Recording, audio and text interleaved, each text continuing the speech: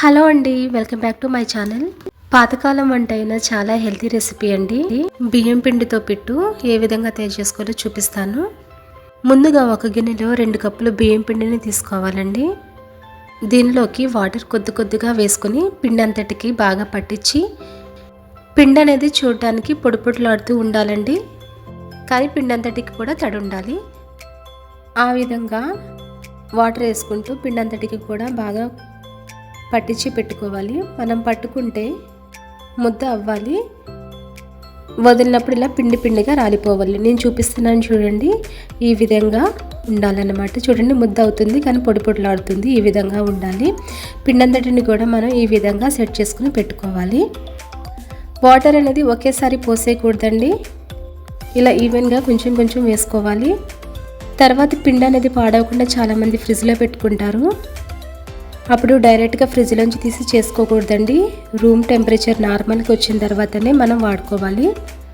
తర్వాత స్టవ్ మీద గిన్నె పెట్టుకుని గిన్నె మధ్య భాగం వరకు కూడా నీళ్లు వేసుకోవాలండి. నీళ్లు వేసుకుని నేను పైన చూపిస్తున్నాను కదా, ఒక పలచటి కాటన్ క్లాత్ని తీసుకుని దాని అంచులు ఈ విధంగా కట్టుకుని, ఈ అంచులు అనేవి ఫ్లేమ్లోకి వెళ్ళకుండా అడ్జస్ట్ చేసుకుని పెట్టుకోవాలండి. ఇప్పుడు తడిపి పెట్టుకున్న బియ్యం పిండిని ఇందులోకి ఈవెన్గా స్ప్రెడ్ చేసుకుంటూ అంతటిని కూడా ఇందులోకి యాడ్ చేయాలి. పిండి అంతటిని పెట్టేసుకున్నాక ఆవిరి వెళ్ళకుండా మూత పెట్టుకుని మ్యాక్సిమం 20 to 30 మినిట్స్ పడుతుందండి ఇది ఉడకడానికి. 25 మినిట్స్ తర్వాత చూస్తే పిండి అనేది పర్ఫెక్ట్గా ఉడికింది.